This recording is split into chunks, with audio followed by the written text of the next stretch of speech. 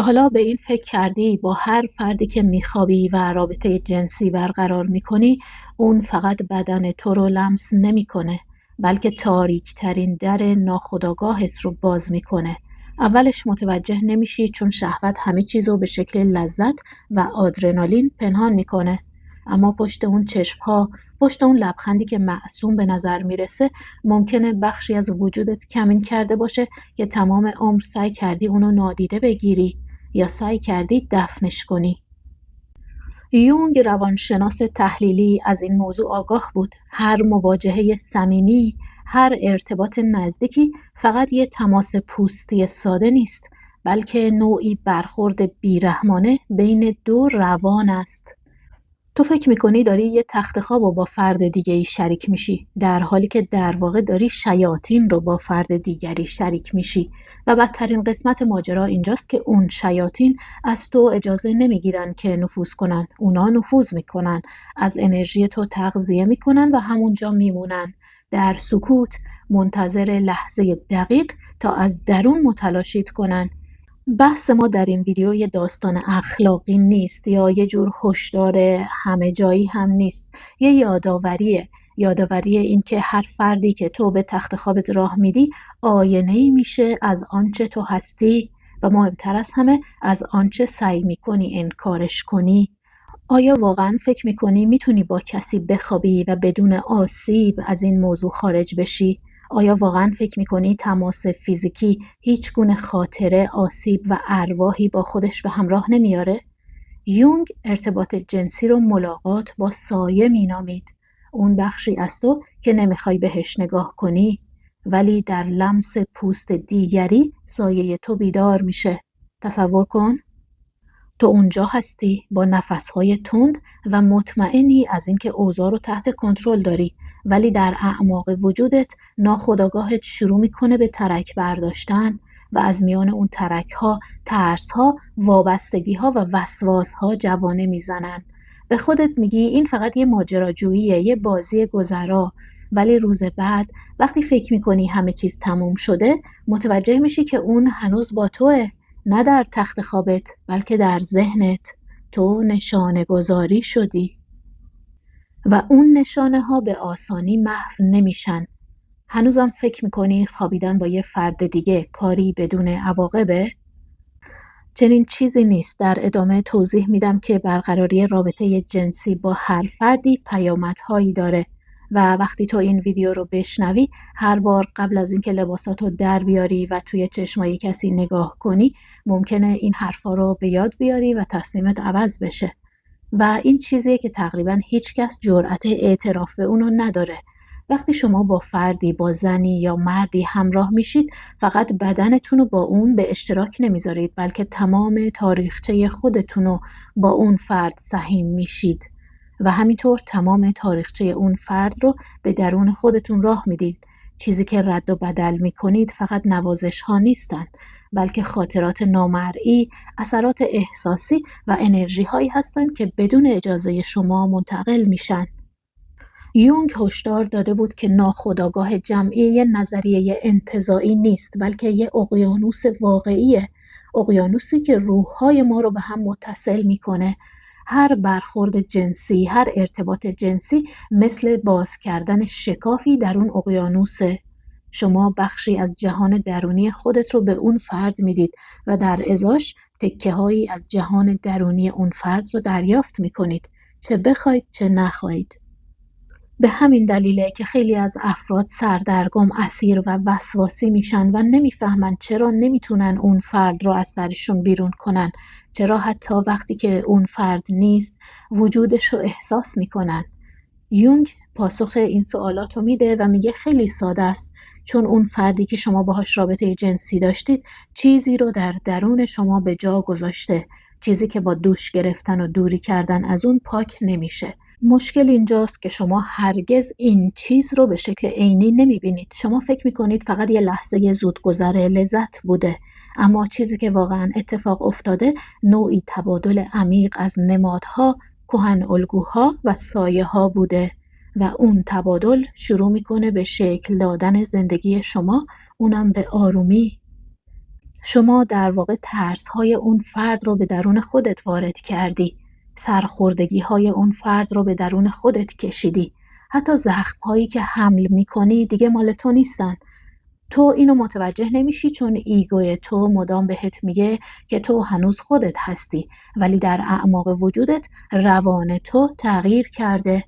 و نکته وحشتناکتر اینه که این تغییر و دگرگونی میتونه تو رو به تکرار الگوهایی بکشونه که حتی مال تو نیستن.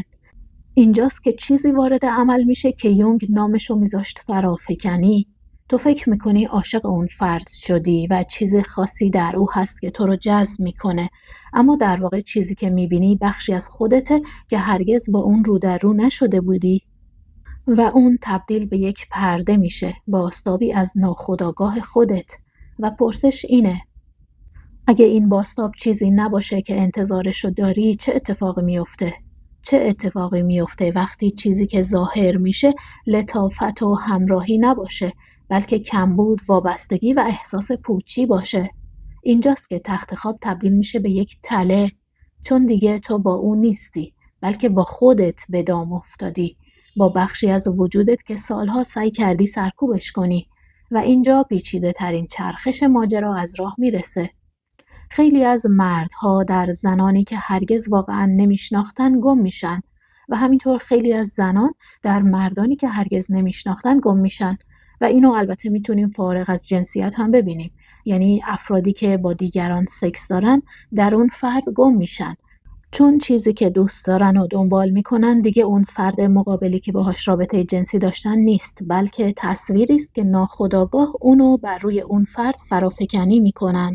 و وقتی متوجه میشید که واقعیت با اون تصویر مطابقت نداره، تصویر از هم میپاشه و شما هم با اون سقوط میکنید.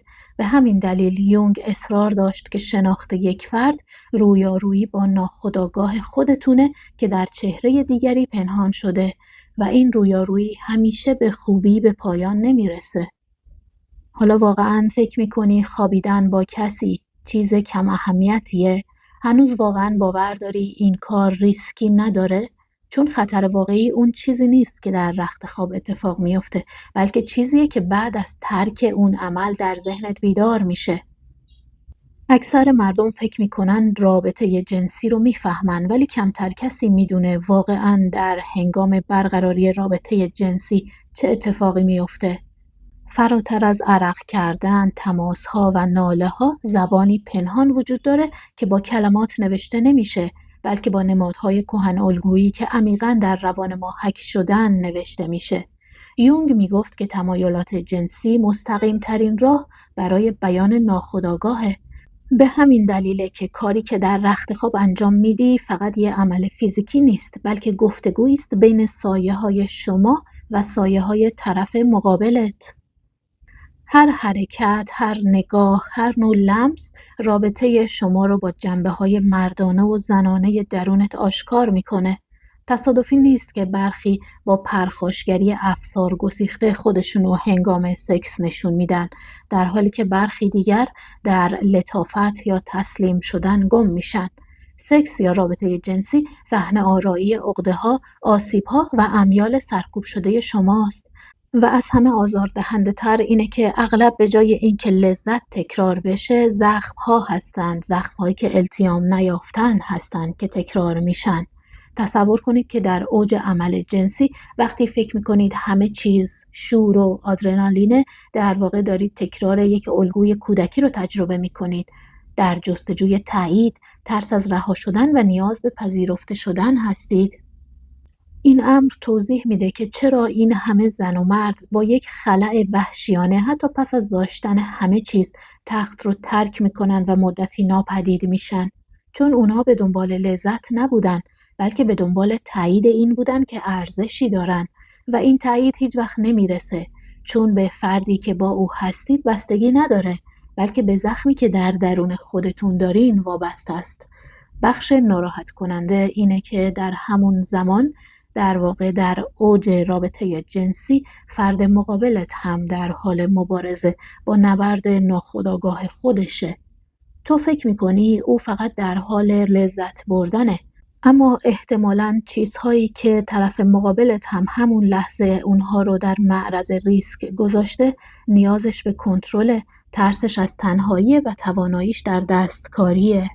و بنابراین رابطه جنسی که به نظر میرسه یه برخورد لذت بخش باشه، تبدیل میشه به رقص نقاب‌ها، جایی که هیچ کدوم از دو طرف آن چیزی که واقعاً هستن رو نشون نمیدن و هر دو روح دیگری یا ارواح دیگری رو با خودش حمل میکنه. ترس و خشم و سرکوب و احساس طرد شدگی و انواع سایه هایی که فرد دیگری با خودش حمل میکنه. رابطه جنسی قدرته، اما نه به اون معنای سطحی که معمولاً فکر میکنیم. رابطه جنسی قدرته چون ابتدایی ترین غرایز رو بیدار میکنه، چون با بخشی از وجودت ارتباط برقرار میکنه که حتی خودت هم کنترلی بر اون نداری. به همین دلیل میتونه شفا بخش باشه یا میتونه ویرانگر باشه. میتونه تو رو از زنجیرها آزاد کنه یا تو رو به زنجیرهای سنگین‌تری اسیر کنه. همه چیز بستگی به این داره که با چه کسی این رابطه رو برقرار میکنی و اینکه آیا آگاه هستی که در اعماق وجودت نه در جسم بلکه در روحت عریان شدی. و این ترسناکترین بخش ماجراست.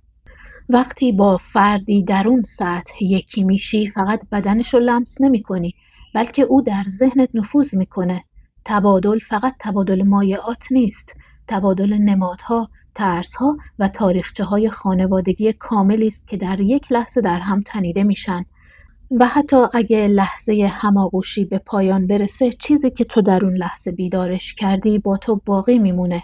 به همین دلیله که یونگ گفت هر رابطه جنسی میتونه کل زندگی تو رو تغییر بده. چیزی که تقریباً هیچ کس درک نمیکنه اینه که در اون لحظه فقط تو با یک فرد روبرو نیستی، بلکه با نسل‌های کامل اون فرد روبرو هستی، با اجداد اون فرد روبرو هستی. انرژی که از او دریافت میکنی با او شروع نشده، بلکه از مادرش، مادر بزرگش و از تمام زنانی که قبل از او بودن میاد. و این نسبی است که با نسب تو در ارتباط قرار میگیره. گویی دو رودخانه مملو از خاطرات نامرئی در نیمه شب با هم برخورد میکنن و شما خیلی ساده لوحانه گمان میکنی که فقط در حال سهیم شدن در لذت هستی. به همین دلیله که برخی برخوردها تا اون حد بیرحمانه شما رو نشونه گذاری میکنن که حتی با گذشت زمان همچنان اونا رو به شکل زخم‌های نامرئی حس میکنید. این خاطره بدن اون فرد نیست، بلکه انرژی اجدادی است که با انرژی شما آمیخته شده. انرژی اجداد اون فرده که با انرژی شما یکی شده. و اینجاست که بخش خطرناک قضیه مشخص میشه. اگه اون فرد حامل آسیب‌های حل نشده باشه، اگه زندگیش پر از خلأها یا خشم‌های سرکوب شده باشه، بخش زیادی از اون بار به شما منتقل میشه. و شما بدون اینکه متوجه بشی شروع می‌کنی به زندگی با احساساتی که مال شما نیستن. متفاوت از خواب بیدار میشی، متفاوت فکر می‌کنی، متفاوت عمل می‌کنی و نمی‌دونی چرا. اما چیزی در درون شما تغییر کرده. رابطه جنسی مستقیم‌ترین دری است که به روی ناخودآگاه گشوده میشه. اما یه جور شاهراه هم هست. شاهراهیه که تمام ارواحی که نمیدونستین وجود دارن از اون عبور میکنن و اگه آگاه نباشید قربانی این نیروها میشید. چون در حالی که فکر میکنید دارید لذت میبرید، کاری که واقعا میکنید اینه که اراده خودتون رو تسلیم چیزی بزرگتر از خود میکنید. تسلیم چیزی که نمیتونید کنترلش کنید.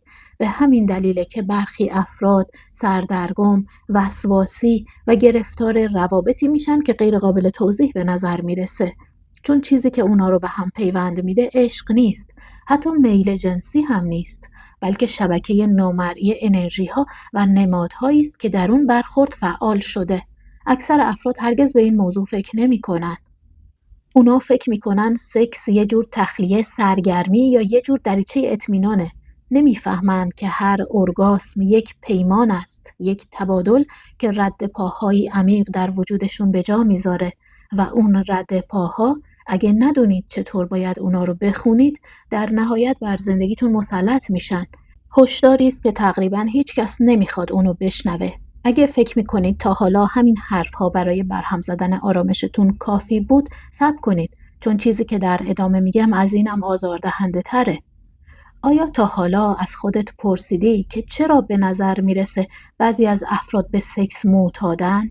انگار هیچ چیزی در دنیا نمیتونه اونا رو پر کنه. در واقع مسئله فقط لذت جسمانی نیست و جستجوی دائمی برای چیزی تازه هم نیست. آنچه این افراد به دنبالش هستند تماس با امری متافیزیکی است. شاید امری الهی یا امری معنوی و روحانی، البته به شکلی تحریف شده. یونگ هشدار داد انرژی جنسی همون انرژیه که انسانها رو به سمت معنویت سوق میده. مشکل اینه که وقتی اونا رو به سمت آفرینش، به سمت هنر و به سمت تعالی هدایت نکنید، یعنی وقتی این انرژی جنسی رو به سمت این چیزهای مثبت هدایت نکنید، تبدیل میشه به وسواسی که انسان رو از درون میخوره. و هر بار که به دنبال سکس به عنوان راه فرار هستی، در واقع داری خالی بودن یا تهی بودن رو بی‌حس میکنی، به جای اینکه اونو بفهمی. اون اضطرابی که تو رو وادار میکنه به جستجوی بدنهای جدید، آتش لذت نیست، آتش معناست. اما ناخودآگاه، یعنی ضمیر ناخودآگاه، حیله‌گره. و ناخودآگاه تو باعث میشه باور کنی یه چهره دیگه، یه پوست دیگه، یه بدن دیگه و یه تجربه دیگه سکس اون تشنگی تو رو فرو خواهد نشاند. ولی تنها چیزی که به دست میاری فرو رفتن بیشتر در وابستگی است. چون حقیقت تلخ اینه که تو اون فرد رو نمیخوای. تو به دنبال چیزی هستی که باور داری اون فرد میتونه بهت بده. به دنبال آتش بسی با شیاطین درونت. حالا به این فکر کن، وقتی سکس تبدیل میشه به اعتیاد، روان تو شروع میکنه با اون فرد نه به عنوان یک انسان، بلکه به عنوان یک نماد رفتار کنه. اون فرد دیگه خودش نیست، بلکه تبدیل میشه به ظرفی برای سایه وجود تو. و خطر واقعی اینجاست، چون وقتی کسی رو به نمادی از پوچی خودت تقلیل میدی، کاری که در واقع انجام میدی اینه که بیشتر به اون هیولای درونت که هیچ وقت سیر نمیشه داری غذا میدی. به همین دلیله که هرچه بیشتر به دنبال برقراری رابطه جنسی با افراد کنی، نارضایتی تو بیشتر میشه. سوء تفاهم در مورد سکس نه تنها انرژی تو رو مصرف میکنه، بلکه روحت هم تحلیل میبره. هر برخورد پوچی تو رو اندکی از خودت دورتر میکنه و تو رو از امکان تجربه امر مقدسی جدا میکنه که در پس اتحاد اصیل با فردی خاص میتونی داشته باشی. چون واقعیت اینه که سکس میتونه امری روحانی و معنوی و الهی باشه. سکس میتونه دریچه‌ای به سوی حالت بالاتری از آگاهی باشه، اما فقط در وضعیتی که اونو از سر حقیقت انجام بدی، نه از سر کمبود و نیاز. یونگ میدونست که اروس بسیار فراتر از میل است. اروس به معنی عشق شهوانی بسیار فراتر از میله. اروس نیرویی است که میتونه شما رو با عمیق‌ترین معنای زندگی متحد کنه. اما اگه از اروس یا عشق شهوانی به عنوان یک ماده مخدر استفاده کنی، تبدیل میشه به جلاد تو. و اینجاست که باید درنگ کنی و فکر کنی. آیا از رابطه جنسی به عنوان پلی به سمت چیزی والاتر استفاده میکنی یا به عنوان تله‌ای که تو رو به ورطه سقوط میکشونه؟ چون هر تصمیمی که در رخت خواب میگیری سرنوشت تو رو بسیار بیشتر از چیزی که تصور میکنی تعیین میکنه. و آنچه امروز یه ماجراجویی زودگذر به نظر میرسه، فردا میتونه زنجیری باشه که مانع رشد شما بشه. حالا که تا اینجا به این حرفا گوش دادی، باید با ناخوشایندترین پرسش روبرو بشی. آیا حاضری بهای چیزهای تاریکی رو بپردازی که با همخوابگی با کسی به درون تو وارد میشه؟ چون رابطه جنسی بازی نیست، هیچ وقت نبوده. رابطه جنسی یه آیین خاموشه، یه پیمان بدون قرارداد. سفری است به اعماق وجود خودت که در اون هر فردی رو که لمس میکنی نشونه‌های نامرئی بر پوست روان تو به جا میذاره. شاید تا امروز فکر میکردی میلتو کنترل میکنی، که به هر برخوردی مسلط هستی، یا در هر رابطه جنسی کنترل خودتو در دست داری. ولی حقیقت اینه که میل همیشه با تو بازی کرده و در حالی که فکر میکردی برنده‌ای، این تو بودی که به آرومی جوهره خودتو از دست میدادی. خطر بزرگ اون فرد نیست، جسم اون نیست و حضور اون نیست. خطر واقعی اون چیزیه که اون فرد در تو بیدار میکنه، چیزیه که در سایه های تو فعال میکنه، چیزیه که در ناخودآگاهت آشکار و علنی میکنه. اورگاسم مثل یک زلزله درونیه و چیزی که فرو میریزه همیشه دوباره به همون شکل بلند نمیشه. به همین خاطر قبل از تسلیم شدن به این میل باید از خودت بپرسی آیا برای چیزی که قراره در درونم باز کنم آماده‌ام؟ آیا حس میکنی چیزی درون تو هست که میخواد بیدار بشه اما نمیدونی از کجا شروع کنی؟ پس باید طرز فکرتو تغییر بدی و به تبع اون شیوه زندگیتو تغییر بدی. تو باید کشف کنی که میتونی چه کسی بشوی. از همین امروز شروع کن، چون در اون لحظه تو فقط با یه شخص نیستی بلکه با تمام ارواح و سایه هایی هستی که تا حالا میخواستی نادیدشون بگیری و وقتی اونا بیدار بشن به این آسونی ها دوباره نمیرن کنار. اگه این سرگیجه رو در اعماق وجودت در حین گوش دادن به این حرفا حس کردی، به این دلیله که ذهنت از قبل این حقیقت رو میدونست و حالا داره برات یادآوری میشه. رابطه جنسی یک کار ساده، عادی، معصومانه یا اتفاقی نیست، بلکه آینه‌ای بیرحمه که آنچه هستی و آنچه پنهان میکنی رو بازتاب میده. و حالا این تویی که باید تصمیم بگیری که آیا از این به بعدم میخوای چشماتو ببندی و دیگه نبینی؟ یا اونقدر شجاع هستی که بپذیری هر ملاقات، هر برخورد، هر رابطه‌ای امتحانی است برای روح تو. اینها حقایق ناخوشایندی هستند که کمتر کسی جرأت گفتنشونو داره، اما ناخودآگاه شما نیاز داره که این حرفا رو بشنوه. دفعه بعد که خواستی با فردی بخوابی، به یاد داشته باش که فقط در برابر او لباس تو از تن بیرون نمیاری، بلکه در برابر خودت داری عریان میشی. آیا آماده‌ای با بازتاب خودت روبرو بشی؟ با سایه های خودت؟ ممنونم که این ویدیو رو تماشا کردید.